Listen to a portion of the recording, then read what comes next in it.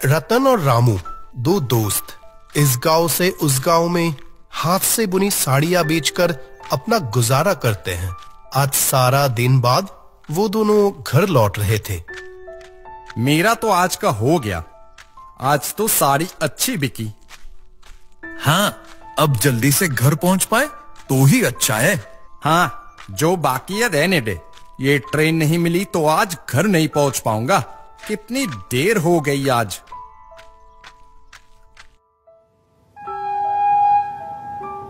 Train तो छूट रही है। चलता हूं रे रतन, कल मिलेंगे फिर। ट्रेन छूट गई तो घर नहीं पहुंच पाऊंगा।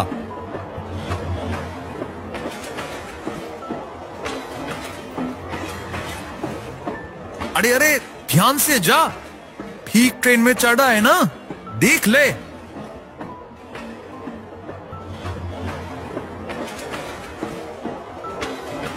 क्या पता ठीक ट्रेन में चढ़ा कि नहीं। ऐसे हड़बड़ी में चढ़ गया, कोई मुसीबत में ना पड़ जाए। ट्रेन में चढ़कर रामू देखा डिब्बे में 2-4 लोग बैठे हैं। रात तब काफी हो गई थी।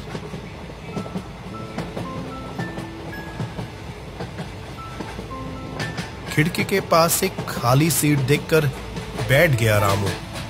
दिन भर की थकान में कब आंखें लग गई थी पता ही नहीं चला।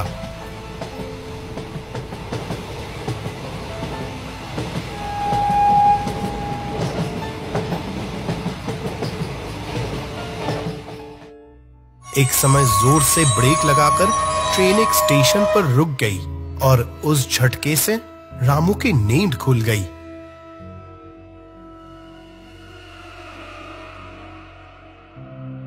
ये क्या, ट्रेन ऐसे रुक क्यों गई?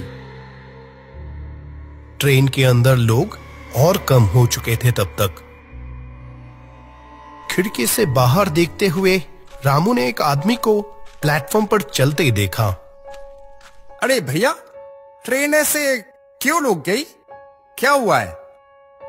सामने लाइन पर एक हादसा हुआ है, सुना है? देर होगी ट्रेन छोड़ने में। क्या मुसीबत है? कितनी देर हो चुकी है, ऊपर से ये सब। इंतजार करते करते एक समय फिर रामू की आंख लग गई। अचानक नींद खुलते ही रामू ने देखा ट्रेन चल रही थी।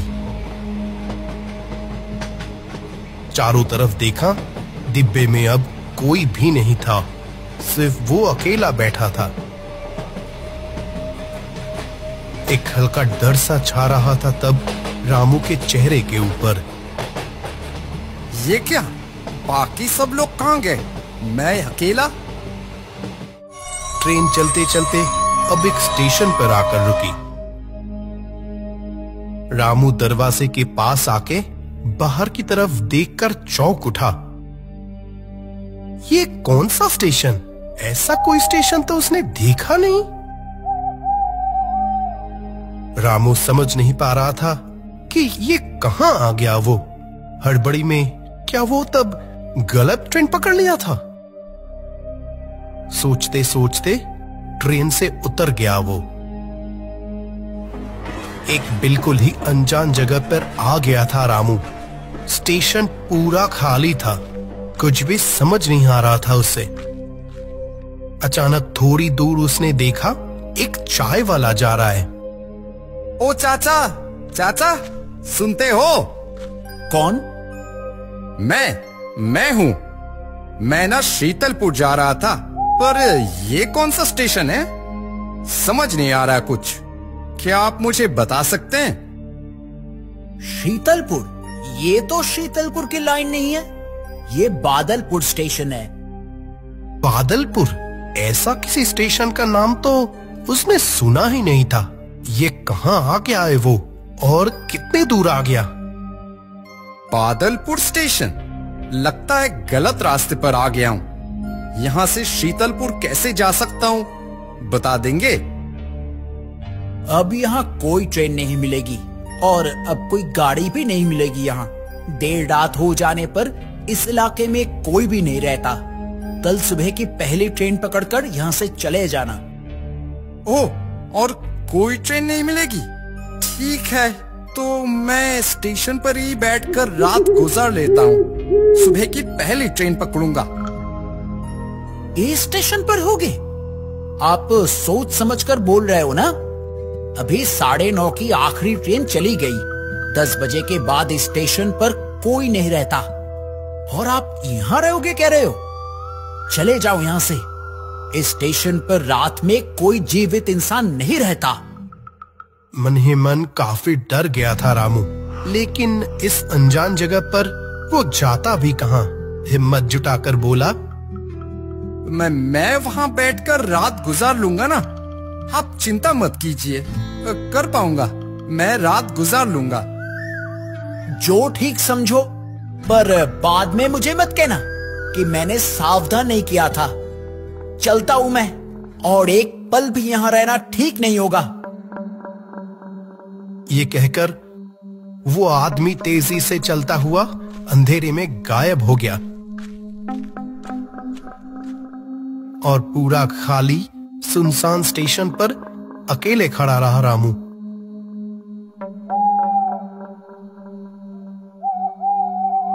सामने उसे एक टूटा फूटा बैठने की जगह दिखी। वहां जाकर बैठ गया वो। यहीं पर बैठकर ही रात का बाकी समय बिताने का सोचा। अचानक एक रात पक्षी की आवाज से चौंक उठा रामू। ओह, कौन है? एक डरावना माहौल में डूबा हुआ था पूरा बादलपुर स्टेशन। रात के 10 बज चुके थे, शायद काफी देर पहले। चारों तरफ किसी का भी नामो निशान तक नहीं था। एक ही तरह बैठे बैठे रामू की आंख कब लग गई थी पता ही नहीं चला। अचानक दूर से किसी घड़ी में रात के 3 बजे की घंटी बजी और उस आवाज से उसकी नींद टूट गई। रात के 3 बज गए, बस अब थोड़ी देर और। लेकिन बगल में देखते ही चौंक उठा रामू। वो कौन बैठा है? सर से पांव तक काले चद्दर में लिपटा हुआ कोई आकर उसके पास बैठा था। इस सुनसान स्टेशन पर ये कौन आया? कब आया? कौन है? यहाँ कब आए? इस गांव से ही है क्या? बिना कोई जवाब दिए चुप रहा वो काले चद्दर में लिपटा आदमी। रामू फिर से पूछा, भाई सुन रहे हैं?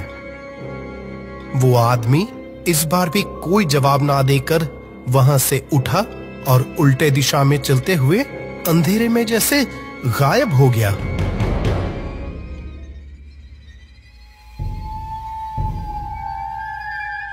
रामू इस घटना को देखकर हक्का बक्का रह गया। कौन था ये आदमी? कहां से आया? कहां गया? ये सोचते सोचते जैसे ही वो दूसरी तरफ पलटा, ठीक पहले की तरह बिल्कुल वैसा ही एक और आदमी काले चद्दर में लिपटा हुआ उसके पास बैठा है। इस बार रामू सच में बहुत डर गया। गले से आवाज ही नहीं निकल रही थी उसकी। कौन? कौन? वहां कौन बैठा है? इस बार भी पहले की तरह ये आदमी भी वहां से उठा और उल्टे दिशा में चलते हुए गायब हो गया।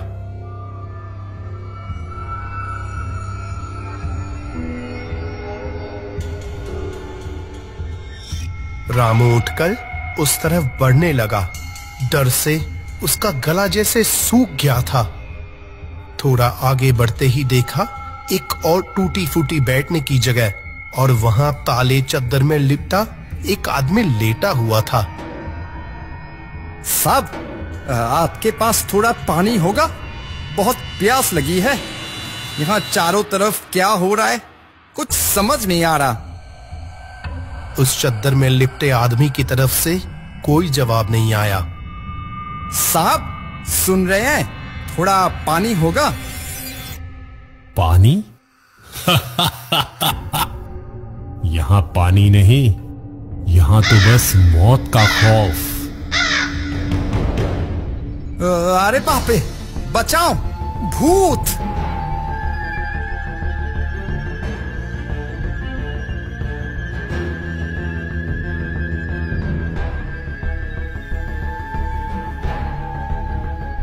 हे भगवान, कहाँ आ गया हूं मैं?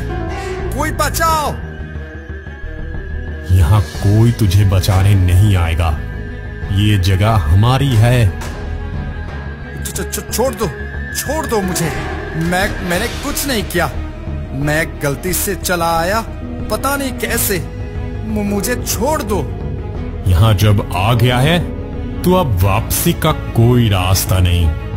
हे, जा, उसे हमारे साथ ले आ। ओह, बचाओ मुझे। विमल भैया, खबर सुनी? कल बादलपुर स्टेशन पर एक अनजान आदमी की लाश मिली। हाँ, मैंने तो देख कर आया। कल रात की आखिरी ट्रेन में आया था। बेचारा शीतलपुर जाते हुए गलती से यहां आ गया था। मेरी तो कल रात उससे मुलाकात भी हुई। सच में? मैंने कितनी बार मना किया कि उस स्टेशन पर रात मत गुजारना। वो स्टेशन की रात के वक्त भयानक होता है, पर मेरी एक नहीं सुनी। बेचारा कहां से कहां आकर बेमौत मारा गया। सच में गरीब आदमी था। साड़ी बेचकर गुजारा करता था। कहां रहता था, कौन कौन है, क्या पता। बेचारा।